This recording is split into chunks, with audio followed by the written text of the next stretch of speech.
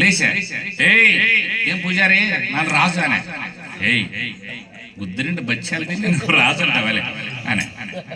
స్వామి సరిగ్గా మాట్లాడు, నన్ను రాజు అనే. ఈ ఆడ రాజు అని, ఈ రాజ్యం కంత రాజు అని. ఏమేలే కొనసీన పడింది నేనే పూజారి. అక్కడిక్కడ చూసా, గుళ్ళే పండాడు. ఏనుగులు ఒంటెలు ఇవన్నీ ఎక్కడ పోయానే, నాకేం తెలుసు. వజ్రాలు, వైఢూర్యాలు, మరకత మాణిక్యంబులు, రాసులు రాసులు, సైన్యము అంతా బాయా. అంటే నీవేం పొడుపు నిండి తిని పండిండేవో కొనుసు పడిండేది రానే, ఇదంతా తిని కొనసారి.